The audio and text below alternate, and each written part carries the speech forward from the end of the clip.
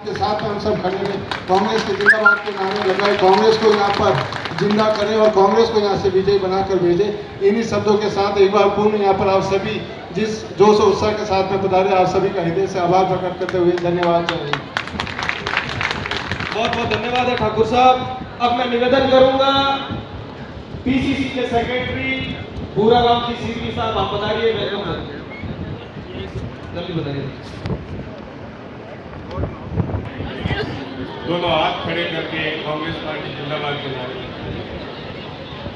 Congress party, Congress party, Bharat माता की, भारत माता की। आज पाली विधानसभा के इस कार्यक्रम में मंच पर विराजमान गुजरात से विधायक के रूप में और हमारे इस पाली लोकसभा के प्रभारी अमरीश ढेर साहब, जिला अध्यक्ष अजीज दर्द साहब और पाली विधानसभा के प्रभारी सरवणजी पटेल साहब और मैं तमाम संबंधित मंच और अति सम्मानित की खुशी है कि तमाम योजनाएं राजस्थान में ऐसा कोई व्यक्ति नहीं है, ऐसा कोई परिवार नहीं है, ऐसा कोई घर नहीं है जो राजस्थान की सरकार की योजनाओं से लाभान्वित नहीं हुआ। लेकिन तो हम एक बात कहते हैं कि मन मुठाव की भावनाओं को छोड़ना पड़ेगा। क्यों हमारे काम क्यों नहीं होते? हमारे काम इसलिए नहीं होते कि हमारा जनप्रतिनिधि सुनते हम कर नहीं जा पाता है। मैं तो यही आप लोगों के सामने मैं लंबी बात नहीं करूंगा क्योंकि कार्यकर्ता और अमरीश ढेर साहब को सुनना है। हमारी सबकी मंशा है कि 2023 के अंदर हमारे राजस्थान में कांग्रेस की सरकार पुनः कैसे बने, ये संकल्प लेके आज आपको यहाँ से जाना है। और जब 2023 में राजस्थान में कांग्रेस पार्टी की सरकार बनेगी और जिन योजनाओं के बलबूते पूरा राजस्थान चल पड़ा है और निश्चित रूप से हर व्यक्ति को योजनाओं का, चाहे चिरंजीवी योजना हो, चाहे नरेगा जैसी योजना हो, शहरी रोजगार की बात करें या स्मार्टफोन की बात करें, सभी योजनाओं से हर व्यक्ति लाभान्वित हुआ है राजस्थान के। और बड़ी बात यह है कि राजस्थान के अंदर कामधेनु योजनाओं से आज किसान भी समृद्ध हो रहा है। तो पार्टी और इसी के साथ मैं अपने शब्दों को विराम देता हूँ। धन्यवाद। राम राम। कांग्रेस पार्टी आज कांग्रेस परिवार की संगठनात्मक और कार्यकर्ता सम्मेलन में हमारे बीच में पधारे हमारे लोकसभा प्रभारी अमरीश जी ढेर साहब, हम सबके बहुत ही माननीय और चहीते कांग्रेस पार्टी के जिला अध्यक्ष अजीत दर्द साहब और हमारे विधानसभा प्रभारी श्रवणजी पटेल साहब, मेरे साथ में पीसीसी सचिव, हमें भारी मतों से जीतना है। लेकिन ये जीत कैसे मिलेगी? ये जीत कार्यकर्ताओं की बदौलत मिलेगी क्योंकि 5 साल तक कार्यकर्ता ही मेहनत करता है धरातल पे। नेता मेहनत नहीं करता, कार्यकर्ता करता है। और नेता तो सिर्फ जब चुनाव होते हैं उसके 6 महीने पहले कार्यकर्ता की सूझबूझ लेते हैं। आज मैं आप सबके बीच में एक कार्यकर्ता बन के आई हूँ क्योंकि कभी भी चाहे वो संगठनात्मक मीटिंग हुई हो, मैंने कभी मेरे आमंत्रण का इंतजार नहीं किया और आज की मीटिंग का भी मुझे कोई आमंत्रण नहीं था, ना मुझे किसी ने फोन किया ना मैसेज किया, लेकिन मेरे परिवार का काम था, मेरे परिवार की मीटिंग थी, इसलिए मुझे आना था।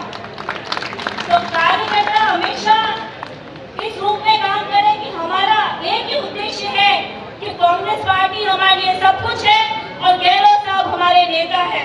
मैं हमेशा आपसे कहती हूँ कि किसी एक व्यक्ति को अपना नेता मत मानो क्योंकि जब विधानसभा चुनाव होते हैं अगर आपके नेता को टिकट नहीं मिला तो आप दर भटकोगे।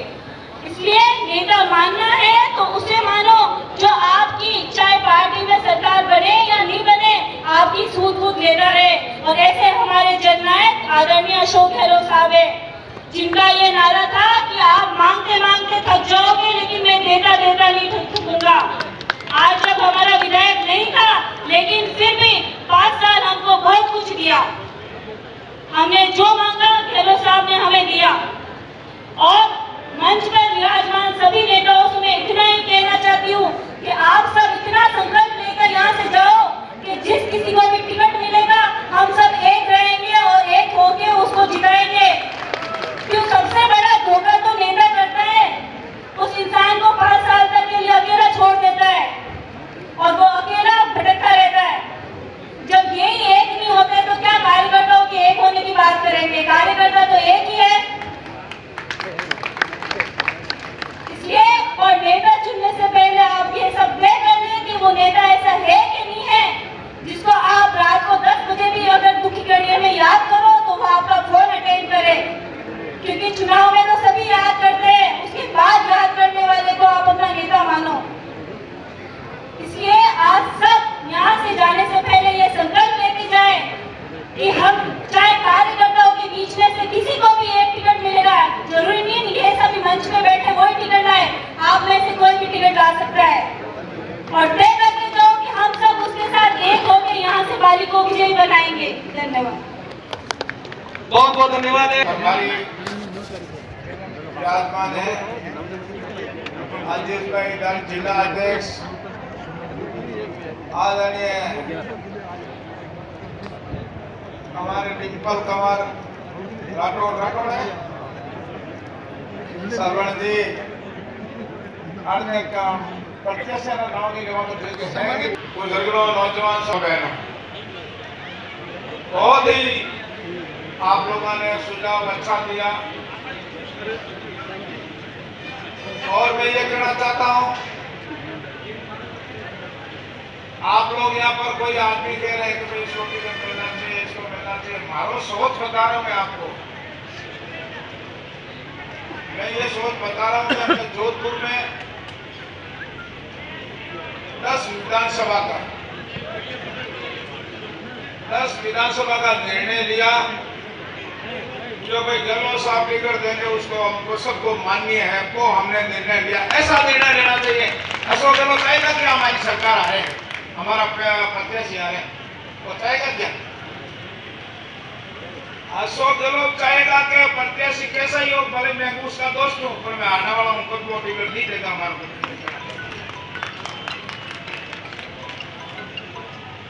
मैं साहब का मैं लापरवाही है, इसलिए मैं आपको कहना चाहता हूं कि आप लोग, मैंने गोपालगंज में मीटिंग लिया,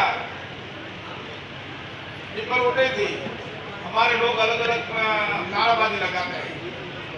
मैंने कहा नारा लगाने वाला बाहर जाइए, दीपल मैंने नहीं कहा, मैंने कहा नारा लगाने वाला बाहर जाओ, यहाँ बैठने की जगह नहीं है।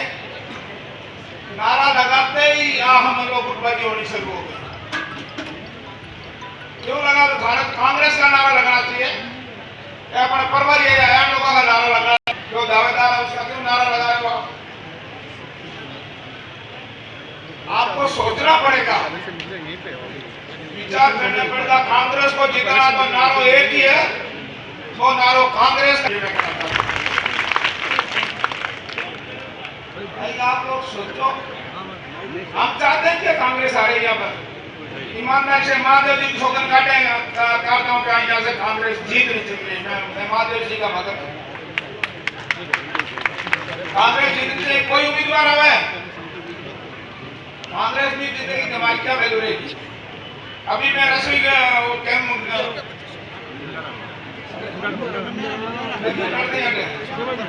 सेवाड़ी गया, मैं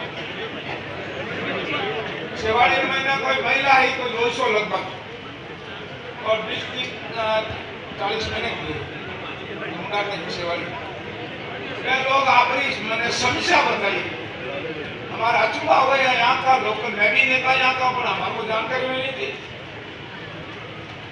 यहाँ पर दुर्गा सिंह जी है, नहीं कोई जानकारी नहीं होगी, मारो अंदाज है, न कोई माला ठाकुर साहब को होगी। आज देखिए कितना अन्याय हो रहा हमारे साथ में।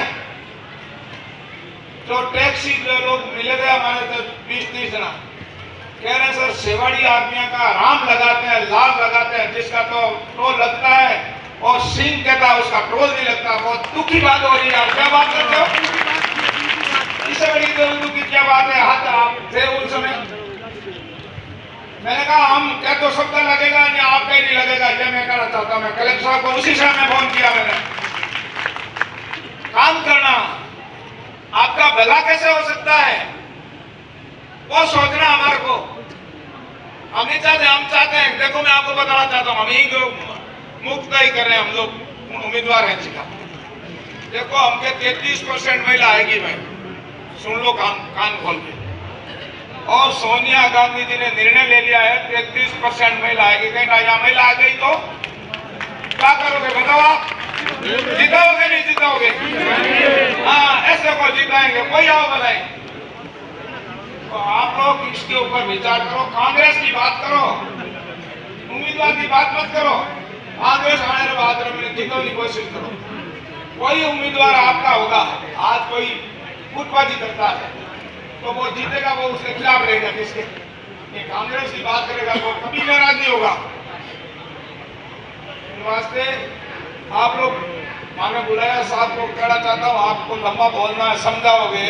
मैं तो इतना ही कहकर अशोक गहलोत ने बहुत कुछ आप लोगों को दिया है। पेंशन आप लोगों को बढ़ा दी और पेंशन बढ़ाने के बाद में 500 1000 का दिन हमें कई प्रक्रिया करो साहब बताओ आप 15% पेंशन बेटा आपको साल में एक बार बढ़ेगी। और कानून बढ़ा दिया हमारे अशोक गहलोत। क्या तो सोनिया गांधी मनमोहन सिंह ने कानून बढ़ाया, लेकिन अशोक गहलोत ने कानून बढ़ा दिया। दवाई के लिए कानून बढ़ा दिया 25 लाख रुपया। कभी देखा यहाँ बेटा जी को मैंने मुश्किल लग रहा है। 25 लाख रुपया इलाज के लिए यहाँ पर मैंने बैंक में मेरे खाता में रखा। 10 लाख कोई एक्सीडेंट हो जाए, कोई हो जाए तो उस कारण से 10 लाख रुपया मिलेगा। 2000 यूनिट फ्री किसान, बिजली बिल आएगी नहीं किसान। हौसलो आपके तो हेवा पानी। 2000 यूनिट फ्री है, 100 यूनिट घर के लिए फ्री। हर आदमी के जेब में पैसा डाल देगा। महिला बेटी सामने, अरे भाई मोबाइल आ लिए कहते थाने आ गया कि आउना है मोबाइल दौड़िया रस्ता में मोबाइल आउना था मोबाइल। देखो मैं तालियां बजाओ और